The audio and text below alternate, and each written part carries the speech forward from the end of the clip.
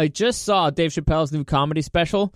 The New York Times doesn't understand what a double standard is, and I'm going to play some clips for you for the throwback trivia thing. Welcome to the newest episode of SDW. Super Dario World! It's a me, Dario! Woohoo!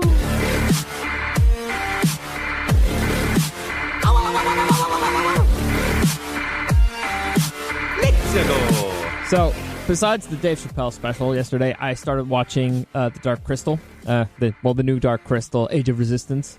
I'm going to actually be doing a video review of it. Well, I'll do a video review tomorrow, but I'll be writing an article today, so you can check out my review of Netflix's The Dark Crystal, Age of Resistance on ReviewNation.net. It'll be up later today, probably around 4 or 5 or something, because I still have to finish a few episodes. I'm not completely done. If you want the short version, watch it. It's really good. It's really, really good. I had a lot of fun trying to figure out what was puppets, what was CGI. It's really a beautiful show. Honestly, it looks fantastic. The story's solid.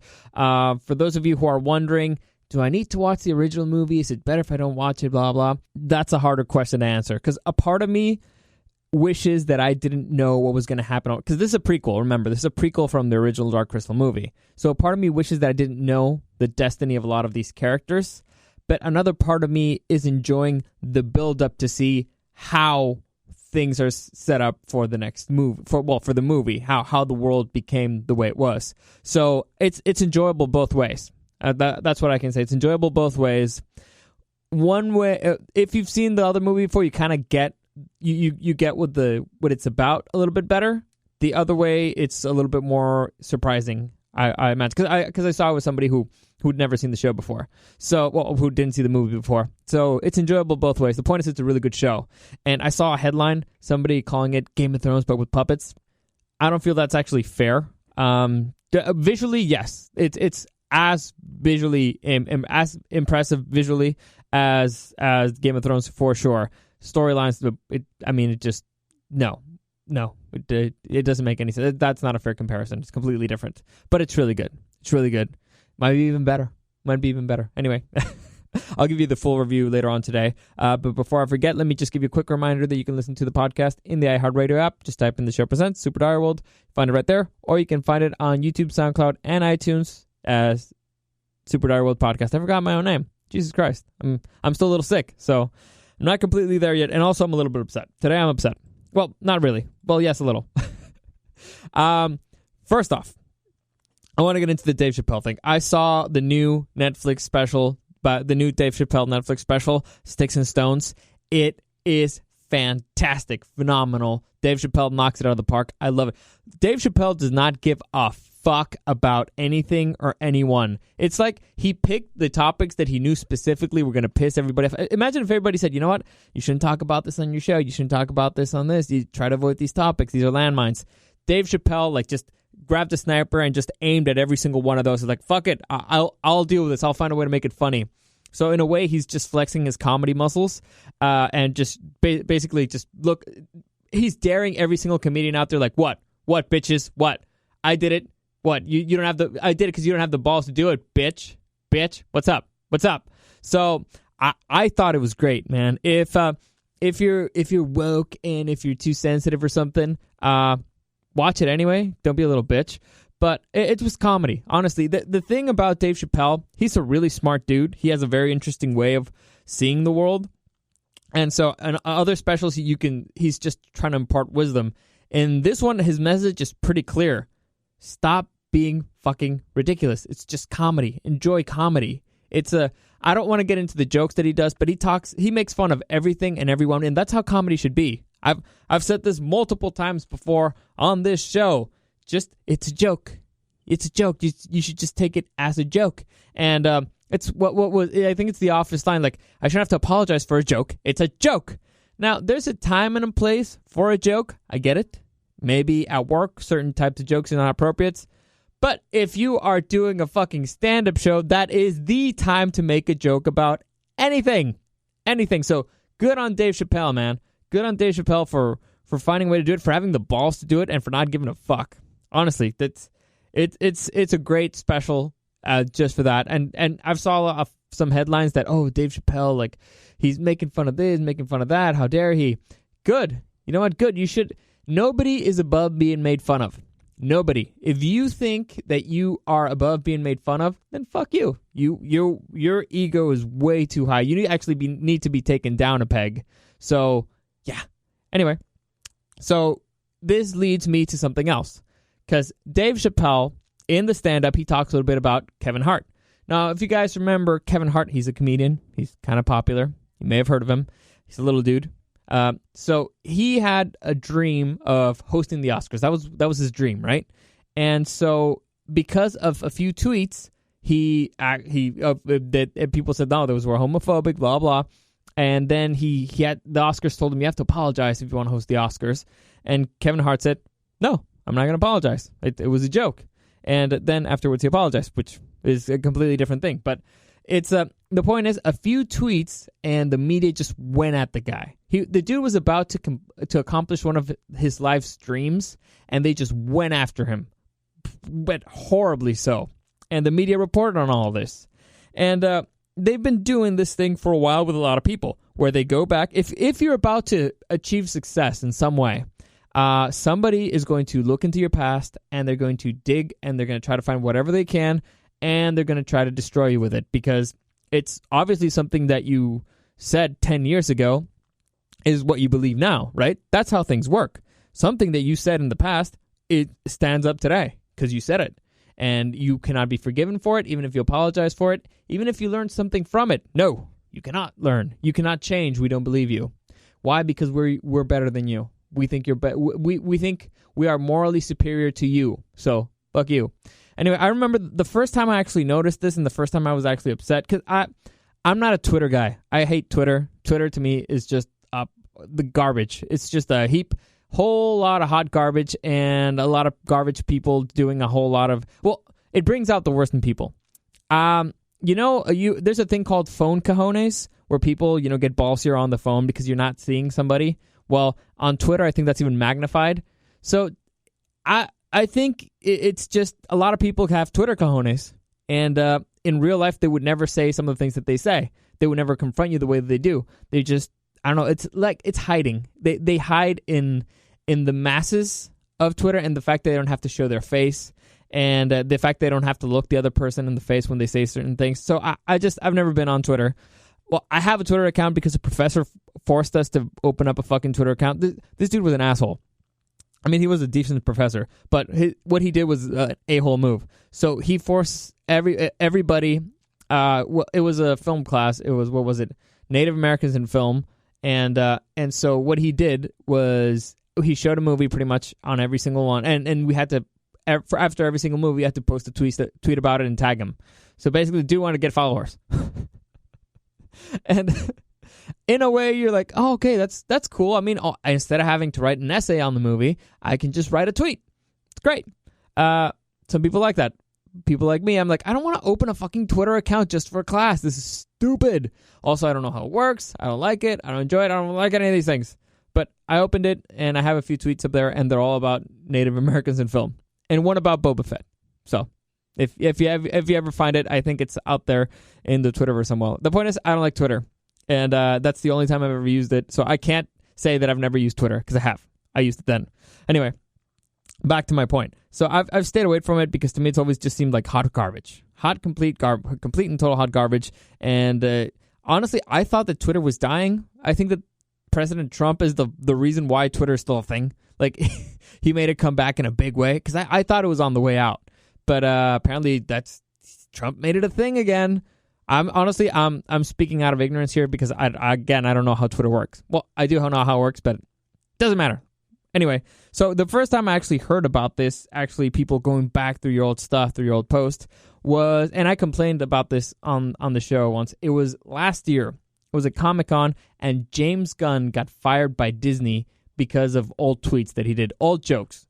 Old, kind of racy jokes, kind of edgy jokes, and he was trying to make, I think it was jokes about pedophilia and stuff. And so James Gunn, the director of the Guardians of the Galaxy, who made Disney who created a franchise, probably their most successful franchise, in terms of having no name recognition. I need you guys to go back to before the Guardians of the Galaxy. Chris Pratt was not a megastar.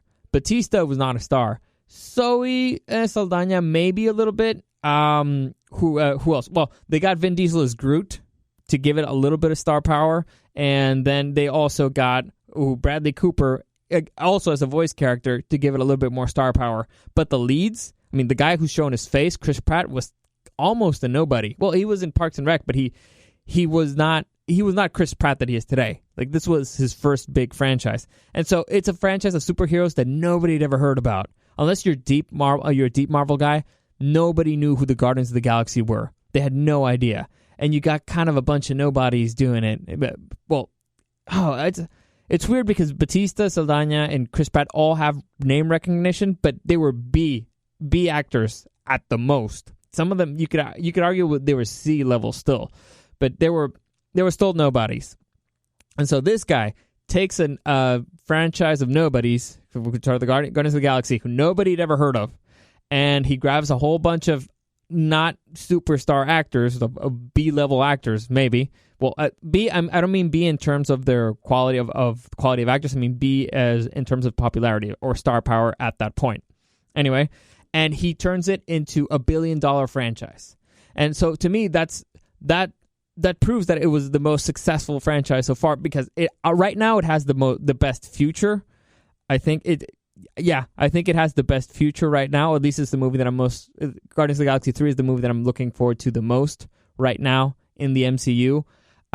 It's best. It's the most successful because from nothing, it changed the way the superhero movies were made. Because look back, the way that Marvel movies were before the Guardians of the Galaxy and superhero movies in general is completely different than how they are right now. DC kind of shot themselves in the foot because Guardians of the Galaxy were so successful. They tried to make Suicide Squad become Guardians of the Galaxy, try to go more for the funny angle. After Guardians of the Galaxy, Marvel started going more for the funny angle. Ergo Thor Ragnarok. There's a big difference between Thor Dark World and Thor Ragnarok. Big fucking difference between all of them. So, like I said, James Gunn, they owe him at least $1 billion and the career of a whole bunch of stars. And so this guy got fired for tweets that he did years ago that Disney knew when they hired him and that he had already apologized for. Basically, what he said was, "Oh yeah, I did. When I was younger, I thought I could be a provocateur. I just wanted to get attention, and now I realized that it was bad. It was bad. They were bad jokes, and I shouldn't have done them." He learned. You know what he's saying in that statement? I fucked up. I was immature. Now I know, and I apologize. He did that. He did that willingly. Not when people pointing a gun at his career. He did that willingly because he recognized the person, and when Disney hired him, it was knowing that he had that in his background.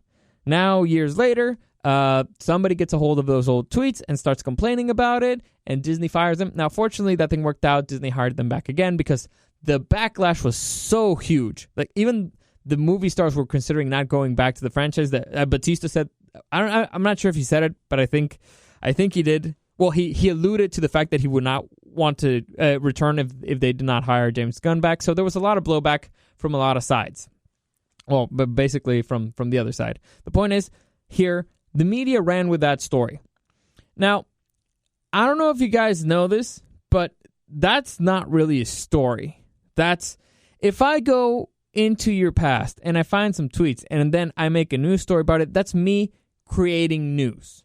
All right? It's not something that happened and was discovered and it was relevant for the moment. No, that's me actively going back and trying to find something to harm you. That's me creating news. It's not me reporting on the news.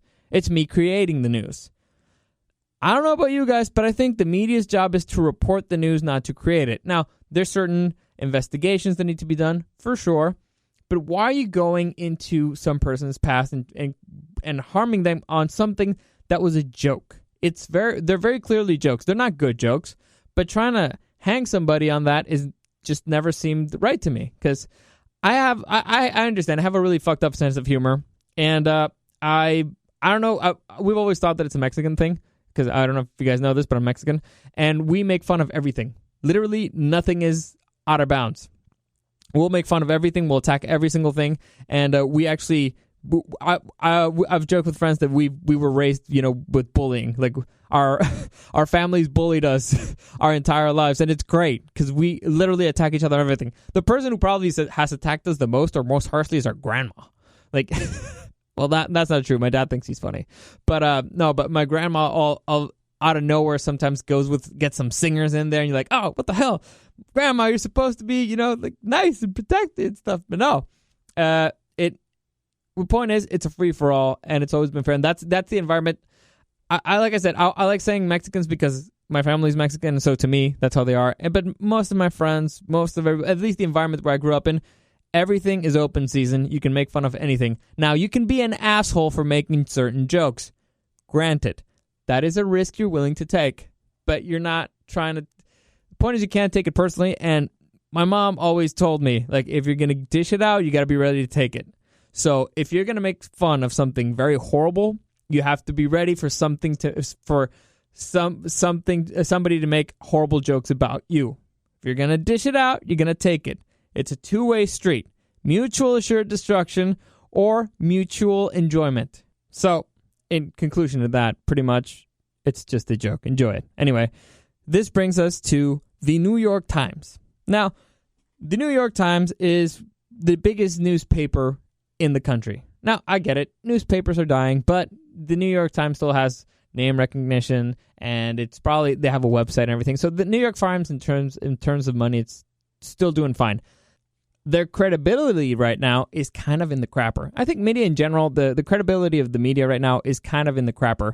And it's a combination of things. You could argue that it was the branding of President Trump, the fake news branding, which that thing stuck, bro. It stuck hard. It's actually pretty hysterical the way that it was used. But all right, but branding can really hurt you, and you do not want to be known as the fake news media. Anyway, so especially if you want to be a journalist. Anyway, doesn't matter. So the point is, well, that was one reason. The two, they've done a bunch of really garbage articles and a bunch of really garbage stories and really biased reporting for a while, and it was really annoying and it was really exhausting. And at least the last poll that I saw, most people were like, fuck you guys, we don't trust you. We don't trust you. The trust in the American media right now is worse than the trust they have in the government. It's insane. At least that's what the poll I read. Anyway, and I chose to believe it. I saw it and I chose to believe it. It sounds accurate to me, stupid computer. Anyway, so this is what happened, and I find it hysterical. So the whole finding old tweets, putting them out there is something that everybody was worried about. For over a year, everybody was worried about that because they were doing it to everybody indiscriminately. If you're starting to do good in life, if you're starting to do well, if you're starting to be successful, we're going to find something that you said at one point of your life, and we're going to throw it in your face, and we're going to ruin your career. We're going to bury you forever. Doesn't matter if you changed. Doesn't matter if you've grown. They even did it to like a fucking kid.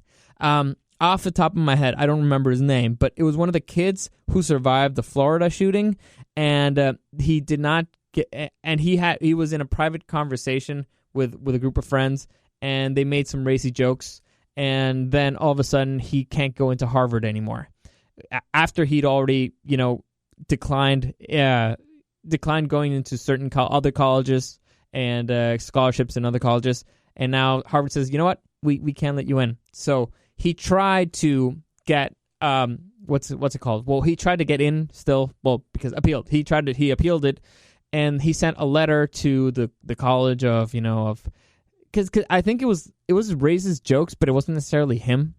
I was something like that. The point is, the dude apologized, and he sent a letter where he explained like, oh yeah, well my life has changed a lot since that time where I did those posts. Sorry about it. Looking back on it, I was just trying to get a laugh, and I see now how things had hurt after the tragedy that I went to, after surviving that ordeal, after speaking to so many people out there. I've understood how words matter. I've matured a lot. I've changed, blah, blah. This is an 18-year-old kid, and he gave a very honest response. He gave a very, he took the blame for what he did, and he apologized for it.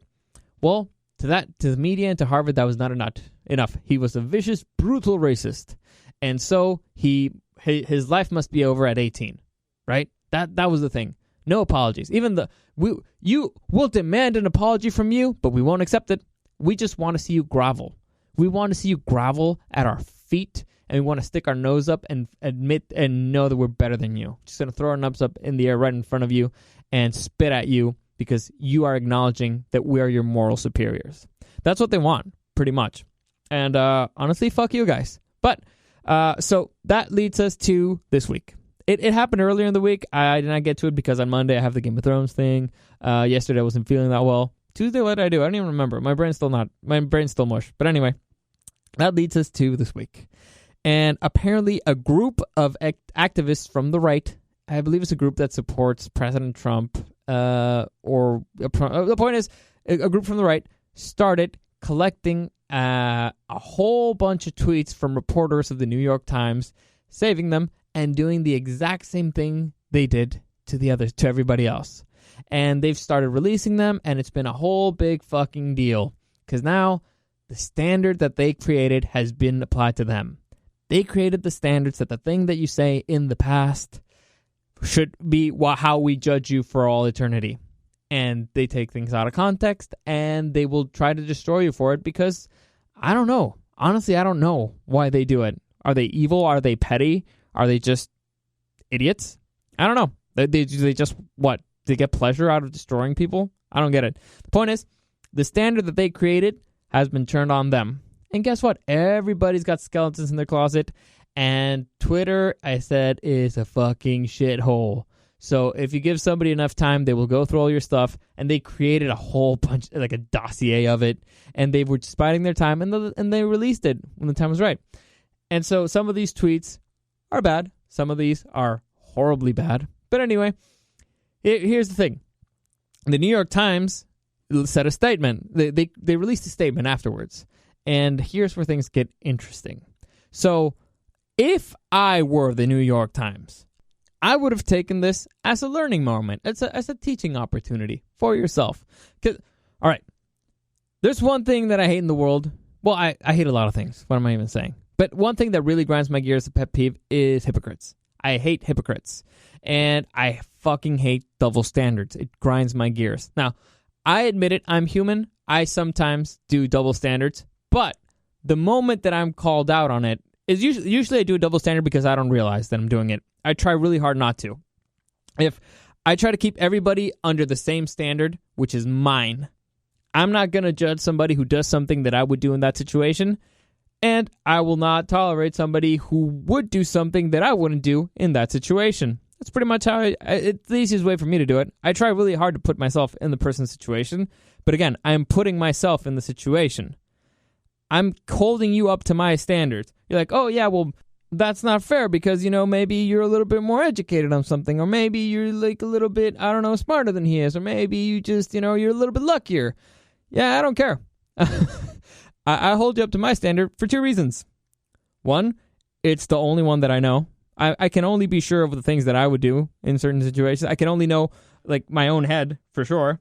And two, it kind of makes you admit that I'm better than you. And my ego enjoys that. So if you're saying, like, if I say, no, yeah, I wouldn't, in that situation, I'm going to do that, or I would have done this, like, oh, yeah, but that's you. That's, because you could do it. And I'm like, yes, you're admitting that I'm better than you. So, ha. Anyway, so I understand that side of the media of being like, yes, you have to admit that I'm better than you. Ha ha. Anyway, I don't like double standards. In general, in practice, nowhere. I don't like them. And when I do them, I appreciate people calling me out because it's a learning opportunity for me. It's an opportunity for me like, God, you're right. I didn't see it from that way. I was too blinded by my own selfishness that I did not realize that I'm not applying the standard fairly. And if you're gonna be just and if you're gonna be fair, you need to apply the same standard. So, if I were the New York Times, I would have taken this as an opportunity, to be humble. Well, not humble, to actually to come out with my tail between my legs and be like, you know what? We realized that the standard that we were applying is not fair for everybody. It's we know our people. We'll back them up. We won't fire anybody. But from in the future, we won't be a part of this whole trying to bury people for their past. We acknowledge that people can change. An apology. You have to come out with your tail between your legs and apologize. You can't come out swinging because you are in the wrong here. That's not what the New York Times did, though. The New York Times came out swinging, and apparently they're the victims here. Yes.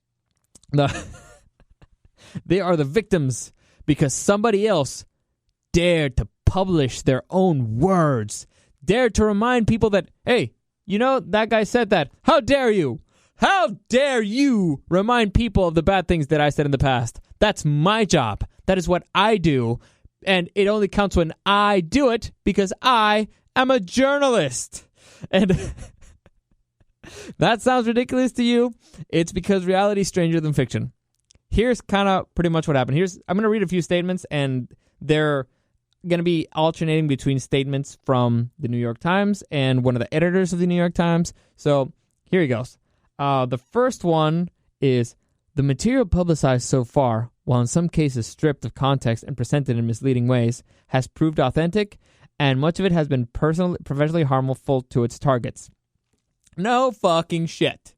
You're saying that stuff presented out of context and in purposefully misleading can be harmful to people? What? Since fucking when?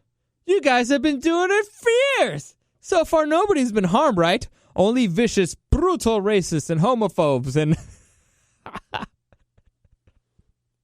What? Who would have thought that? No. It's not fair. It's not fair. So the point is, we're letting you know things are misleading, and it was hurtful to people in professional ways. It was hurtful to us because it was misleading. Anyway, we said it, but it was you put it out of context, guys. You put it out of context. Anyway, so let me read another one. This one I think is from one of the editors there.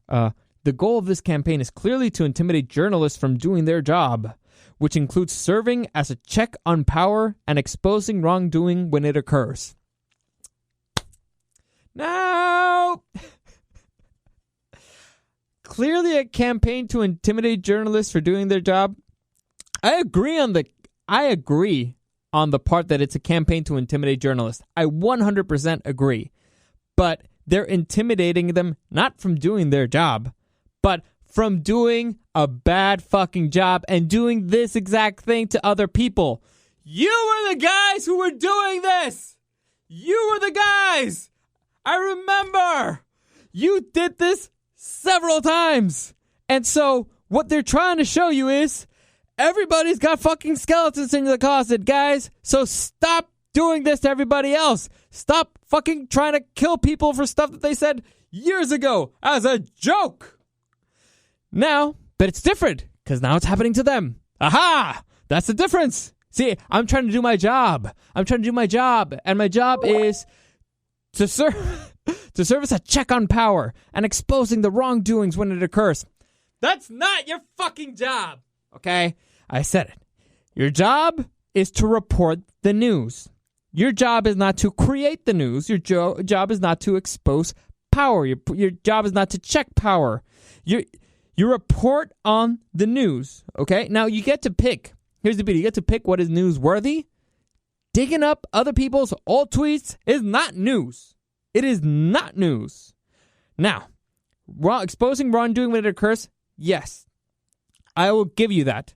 An old tweet that was put publicly on the internet as a joke is not wrongdoing. Even, any other statement that you put in the past is not wrongdoing. Here's the issue. The problem is that you're applying modern standards, modern moral values, modern stuff, the times right now, onto the past. If you were to ask anybody, if I found a tweet from somebody that says, 10 years ago, somebody says, man, I just saw two guys hugging at a funeral and crying.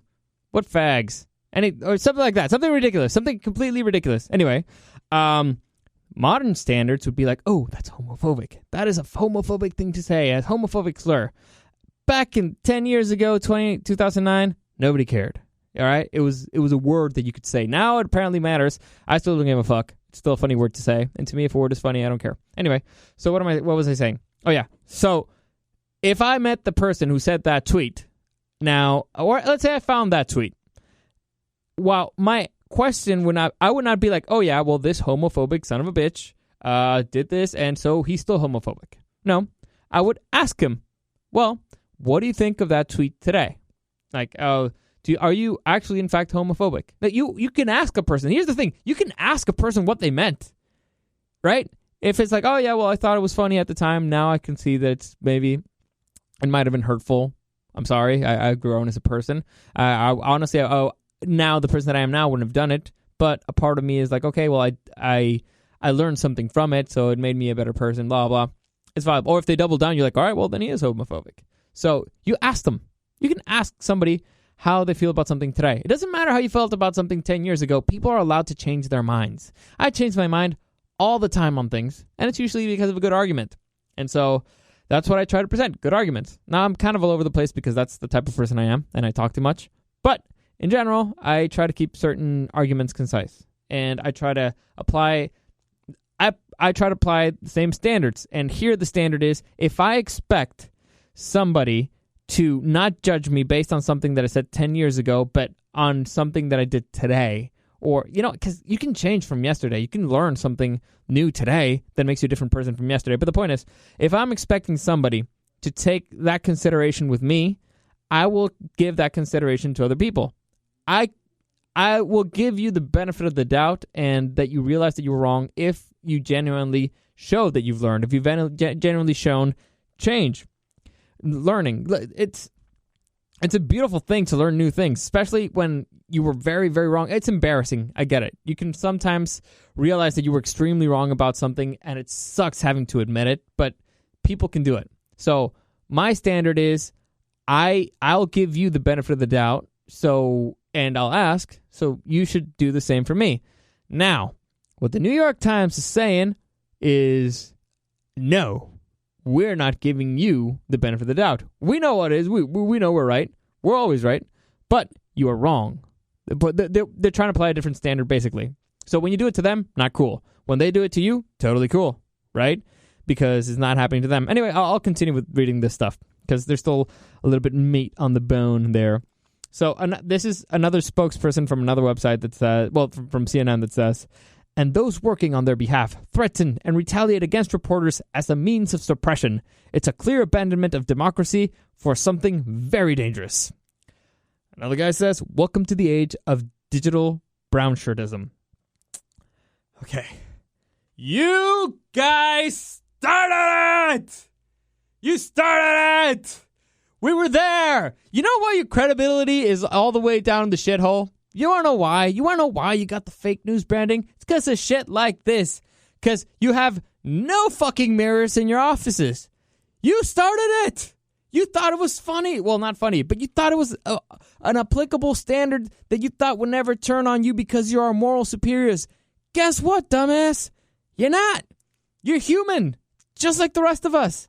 And for a while, most of us were like, you know what? It happens. We can let it go. But it went out of control. It got out of control, and they started attacking people, destroying their careers, ruining people's dreams for no fucking reason. No fucking reason. Well, I mean, yeah. The reason is because they're fucking crazy. Anyway, let's see more of these posts because I don't feel like yelling right now. My throat kind of hurts. Okay, so okay, so claiming out evidence. The New York Times has distinguished itself with fearless and fair coverage of the president. And the operation was being carried out this way because people on the right could not challenge the accuracy of our reporting. I paraphrased there because the statement was kind of choppy. First off, okay, distinguished itself with fearless and fair coverage.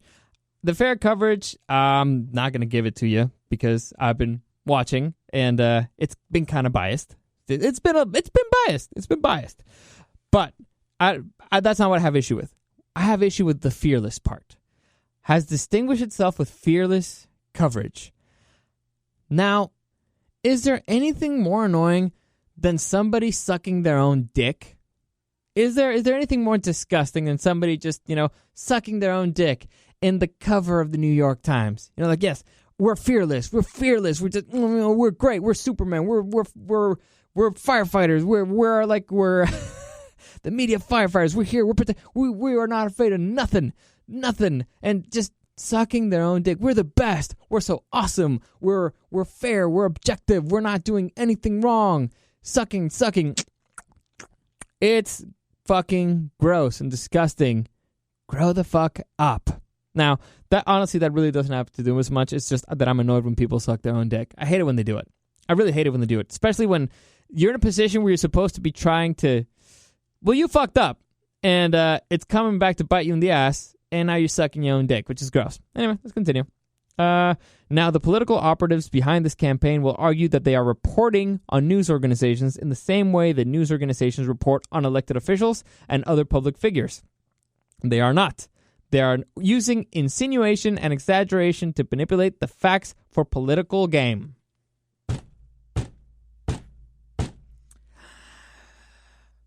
I don't want to yell. But are you fucking kidding me? Did the dude read what? Again, do they have mirrors at the New York Times? I'll read it again. The political operatives behind this campaign will argue that they are reporting on news organizations in the same way that news organizations report on elected officials and other public figures. They are not. They are using insinuation and exaggeration to manipulate the facts for political gain. Are you fucking insane? Can you not read what you're saying? Are you that blind? Do you not? What? Am I crazy? Am I crazy here? I'm not the only one. I'm sure I'm not the only one because a lot of people have made a lot of fun about this. But are you fucking insane? How can you fucking double down on this? This is why you have no credibility. It's not the same when we do it because, we're the New York Times. It's not the same. We speak truth to power, even though we're the most powerful fucking newspaper in the country, but we speak truth to power. And the truth to power is that it's not fair when you guys do it, but it's totally fair when we do it, and stop it. It's not real. It doesn't count. That point doesn't count, okay? It's because you're cheating, because you're not us. And it doesn't count if somebody who's not us does it, okay? We're not going to stop doing it because it's work. But you can't do it because it's not fair. And it's wrong. And it's not right. And it's right when we do it, but not when you do it. Stop it. It's not fair. We don't like it. You're trying to treat us like you're only doing this for your own gain. We didn't do it for our own gain. We were doing it because we're objective journalists. We're journalism everywhere. Yeah.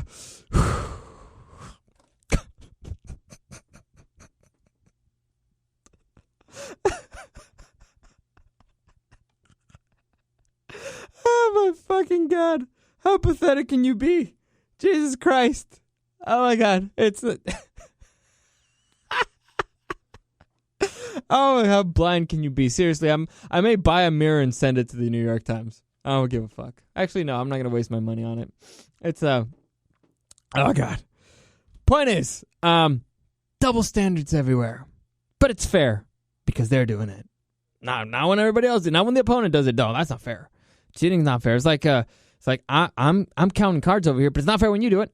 It's not that, well, it's not really the same thing because you're playing as a casino. But no, I got an ace hidden under my sleeve, But it's cool because I do it. But if you do it, you're cheating. That's not cool. No, you're a vicious, brutal racist and a homophobe and a cheater, and it's not fair. You can't do it. I can do it. It's fine. But you can't. Fuck you. No. It's not fair. It's not fair. It's not fair. It's not fair. You're bullying me. You're bullying me. I'm the little guy. I work for the New York Times, which is the most important and most prestigious newspaper in the country. But we're not powerful. We're the little guy. You're the bully. You lone person on Twitter. You lone person everywhere that we've been attacking. No. You are the bullies here. You are the bullies. It's not fair. When we attack an 18-year-old kid who wants to go to Harvard and who apologizes, that's just news. It's reporting. We're objective. We're objective here, okay? We're fair. But when you guys do it to us, reporters for the most prestigious newspaper in the United States, that's not fair. That's bullying, okay? You can't do it. You're not journalists. We're journalists. You can't do it. We say what the news is. We do it. Yeah. Anyway, I can keep going, but that's it. That's pretty much my take on that. So, fuck you, New York Times. Fuck you and your double standards. And hopefully you learn something from this. And that's that hopefully we can all grow and learn that double standards are not healthy for everybody. If you're going to hold somebody else to an impossible standard, you cannot complain when somebody else holds you to the exact same standard. That is called justice, right? Justice. I mentioned this before on the podcast. The difference between a mature man and an immature man is that immature person wants fairness. Fine. I'll go with person. An immature person wants fairness. a mature person goes for justice, right? That's how that works. Also, one of my favorite phrases to say, and this is the lesson that everybody should take from this: when you play stupid games, you win stupid prizes. Congratulations, New York Times. You got a big, big old stupid trophy. Anyway, so that's it for that news. That's it for that news. But let's do a quick little trivia thing. You know, the clips that I played last week, for those of you who didn't listen, since I do all the clips for Throwback Trivia, which is a game that we play on Thursdays on the show. We play clips from the 80s, 90s, and early 2000s, movies, TV shows, and songs. And I'm just going to play you a few, and you see if you can guess. So I'm going to play a clip twice. You have to guess. You have 10 seconds to guess where it is, and then I'll tell you the answer. Now, I had people telling me that they found this fun, but the whole silence between takes was not as enjoyable, so I will be playing a little doom, doom, doom, doom, doom music bed, so you know how much time it is going exactly, instead of me just saying 10, 9, 8, 7. And I'll encourage you to play with somebody else. You know, a competition, see who can guess first. Because I had somebody mention that while they were on the car by themselves, it was not that fun, but when he listened to it with somebody else, then it was fun. So I guess try it out. Or, you know what, if you enjoyed it just by yourself, let me know. At Dario the Show on Instagram. Let me know what do you prefer and what you think of the format so far. So, okay, we're going to start with a song from the early 2000s. You have to guess either the song name or either the song's name or the artist who sings it. Again, song from the early 2000s. We'll be all right if you don't ask me to stay.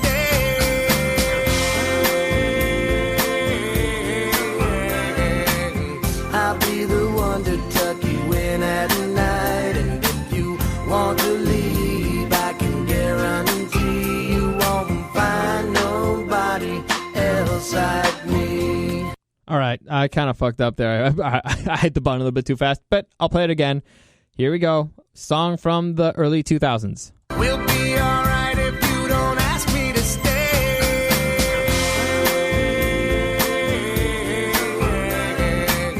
I'll be the one to tuck you in at night, and if you want to leave, I can guarantee you won't find nobody else like me. All right, countdown starts now.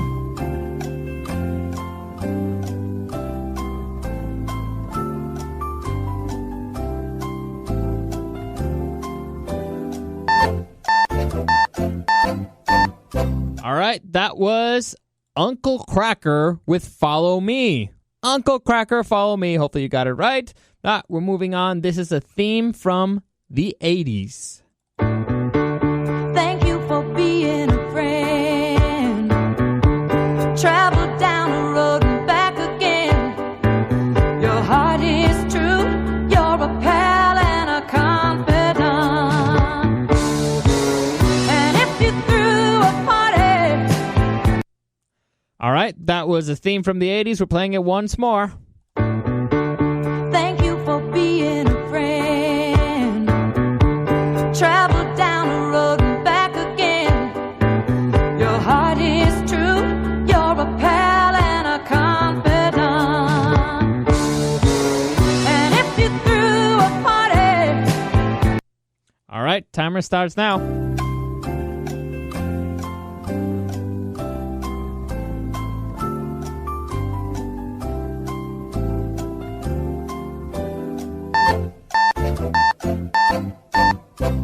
Okay, that was the theme from the 80s TV show, The Golden Girls. The Golden Girls! That's the one we had. Now, we're going to do 3 from the 90s. So we're going to have 3 in a row, all from the 90s, and we're going to start with a movie. This is from a movie from the 90s. Take your best guess. What is all this talk about spending the night down here? You're a claustrophobic. You want a fist in the mouth? I've never even looked at another guy before. What he means is that you're afraid of enclosed areas. All right. I'll play that again. Again, movie from the 90s. What is all this talk about spending the night down here? You're a claustrophobic. You want a fist in the mouth? I've never even looked at another guy before. What he means is that you're afraid of enclosed areas. 10 seconds starts now.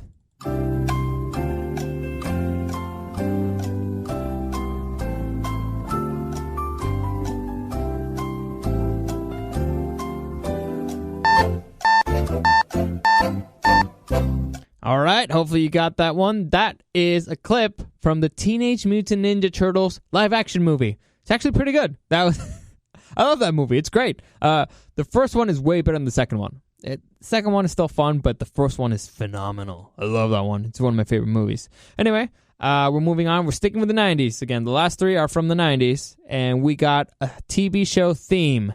TV show theme from the 90s. Here we go.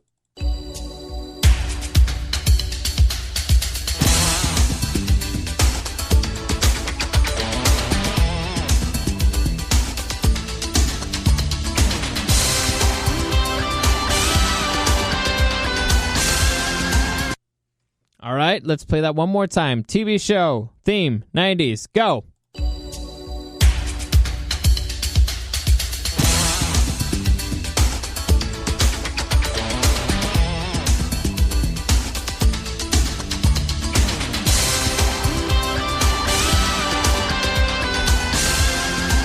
All right, you got 10 seconds. Good luck.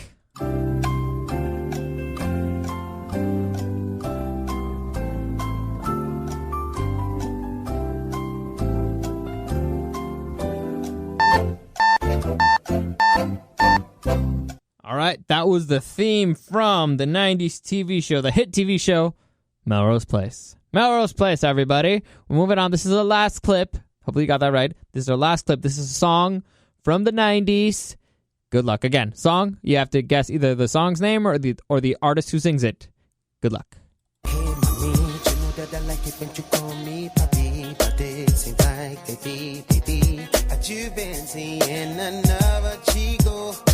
All right, we're playing it one more time. Song, title, or artist from the 90s. Hey, mommy, you know that I like it when you call me papi, but it seems like baby, you've been seeing another chico. All right, you got 10 seconds.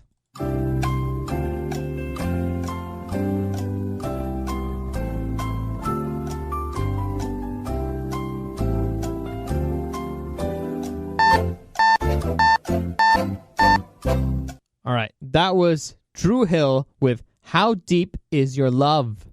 How Deep Is Your Love by Drew Hill. And that is it for today, ladies and gentlemen. Hopefully you got some of them right. Hopefully you enjoyed that. So let me know, honestly, because it's really hard for me to get feedback right now because I can't hear what you're saying. But reach out to me at Dario the Show on Instagram. Let me know what you think. Do you think we should do a little bit more changes, or how do you think it should work? I don't know. Help me out. Anyway, that's it for today. Hopefully you enjoyed that. Hopefully you enjoyed my rant. As always, thank you for listening, and I'll see you again tomorrow.